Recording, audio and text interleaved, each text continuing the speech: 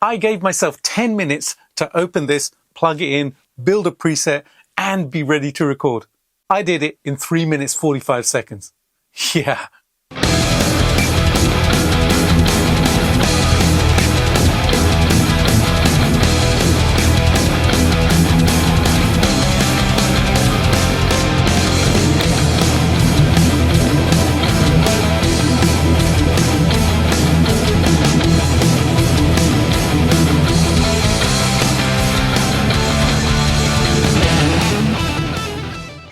Howdy everybody, welcome back to the channel, and if you're new to the channel, then welcome to the speed recording challenge I set myself today. Yeah, boy, these little units have absolutely no right to sound this good and be this quick to use as well. So these are the brand new and actually very impressive units from Valeton, the GP-150 and the GP-180. They are the next step in their really excellent GP line, which started with the incredibly popular GP5 and evolved into the equally amazing GP50. The GP150 and the GP180 take these units to the next level. Now, I set myself a bit of a challenge with this video because I hadn't even opened the boxes when I came into the studio today. I wanted to see how quickly I could get up and running with one of these units. So I gave myself 10 minutes. And in that time, I wanted to take it out of the box, power it up, and by the way, built-in battery, nice touch, build a preset, plug into my Mac, and be ready to rock and roll. It took me less than 4 minutes. That's kind of ridiculous in a really good way.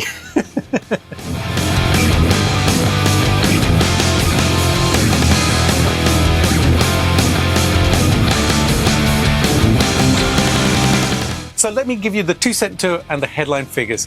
Now both of these units are running Valeton's second generation HD modeling, 48 kHz, 24 bits, and actually feature-wise, they're pretty loaded.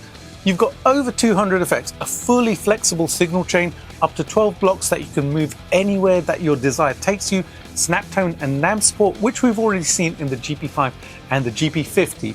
You can load your own impulse responses in both 1024 and 2048 formats. That's pretty cool. There's 20 slots in there, and you can store up to 100 SnapTone captures as well.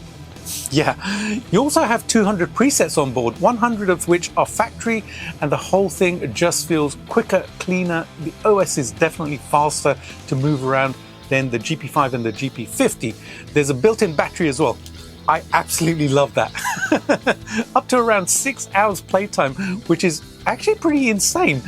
And you've got a proper 6-in 4-out USB audio interface built right into each of these tiny little units. So you can literally just plug straight into your Mac or PC and record, no messing around. Then you've got Bluetooth editing, companion app support, 180-second looper, over 100 drum patterns, tuner built in. Yep, there's a lot going on in these, especially at this price point. And one more important thing that you should know about these units that's unlike the GP5 and the GP50, you can now use the NAM or SnapTone block with the amp block and the cab block still available. Yeah, that's a game changer, man, especially on these units. You're no longer limited to SnapTones off the amp with the cab baked in like you were on the GP5 and the GP50. You can now run the amp only and add your own cab via the cab block. Or you can go one step further and run a NAM capture of your favorite overdrive pedal into the front end of an amp model. That's pretty awesome.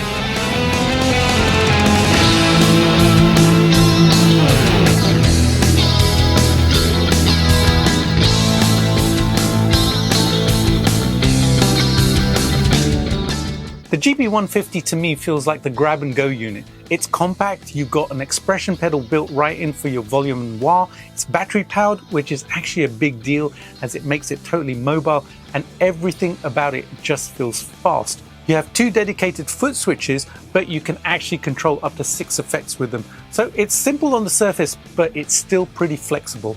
It also has MIDI built in, USB, Bluetooth, and TRS, so you can integrate it if you want to, but it's not really the focus of this unit. You've also got things like THRU headset support, so if you're doing any kind of streaming or quick content creation, it just works straight out of the box. And that's really the thing about the GP-150. It's clearly designed so that you can pick it up, plug it in and get going without thinking about it too much.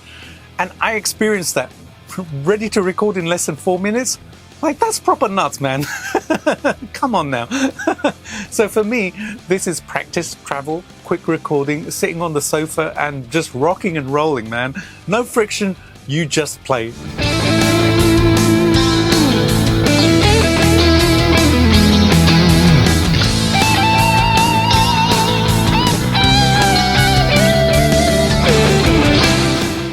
If you're enjoying this one, make sure that you click the subscribe button and hit the bell notification as well, because more videos of super cool gear like these two units will be coming really soon. Thanks so much.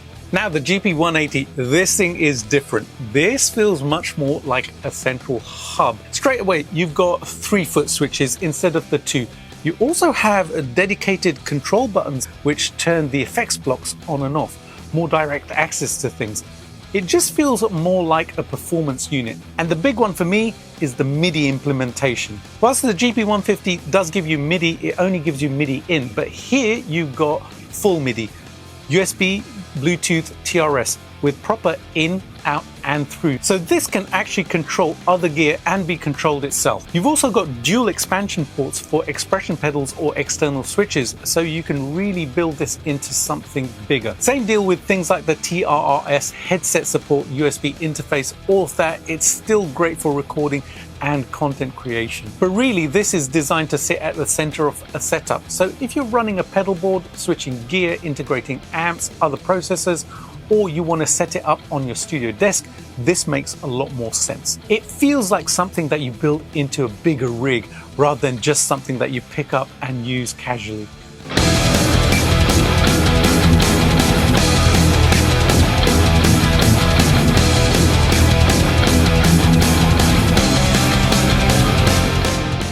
And that's really the key difference here. It's not actually about which one sounds better, because straight out of the box, they both sound incredibly good. It's about how you use them with your own gear. So the GP-150 is all about simplicity, portability, and just getting up and running quickly. The GP-180 is more about control, flexibility, and being part of a bigger system. Now look, these aren't trying to compete with something like the Fractal. That's a completely different world. But for what they are, the tones are solid and the workflow is genuinely really easy. And the sound quality is absolutely fantastic. I switched between both of these units while recording, just so that I could actually get both of them on video. I particularly liked the Friedman amp model in these units. I actually loaded it up onto the GP-150. That was actually the first preset and the one that I tweaked and recorded with first. And then the 5150 amp model. Yeah, that I put onto the 180.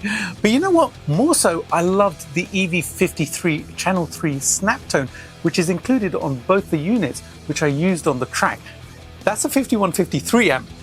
And if you know me at all, then you know that it is one of my all-time favorite amps. I have one in the studio right there, just down there. Yeah, I adore that amplifier. And the sounds on these, yeah, they were on point, man. They're on point. I was also able to dial in some incredibly cool and ambient clean tones, which were just lovely to play. I must admit, I've forgotten which preset I've actually saved them to, so I'm having to go through them and find which unit I actually put it on and which one I used for the recording. Anyways, I will find that at some stage. I added some nice stereo delay to that sound to widen it, and some compression and lush chorus that gave me that whole 80s LA clean tone thing going on. While I was recording, I even threw in the GP-50 for a couple of the solos with a NAMP capture of my actual custom SLO30 amp. Yep, boosted with an overdrive on the GP-50, it just sent it into high gain heaven, and it was my personal amp tone. Bonus, yeah. And honestly, that's kind of the point. Look, if a piece of gear inspires you to play or create or record, then that's a great day. The fact that the GP-150 and the GP-180 allowed me to do all of these things so quickly, that makes it an amazing day. I've got to say a huge thanks to my friends over at Valeton for sponsoring this video and sending me these two units to have a play with. It's been such a blast playing with these. Check them out on the Valeton website and be sure to pick one of these up for yourself so that you can rock out on them as well. And let me know in the comments, if you had one of these units, what would the first amp model be that you checked out? Fender Clean, Marshall Crunch, 5150 high gain, or something else? Let me know. Alrighty folks, if you enjoyed this one, you know what to do. Subscribe, hit the bell, give the video a like and a hype, leave a comment and share with your gearhead friends too. Time for the track. Boy, this was a quick record. Yeah, I love my high gain, so I went a bit metal on this one and loved every second of it. I hope you enjoy listening to it. Have an amazing day and see you really soon with another one. Bye for now.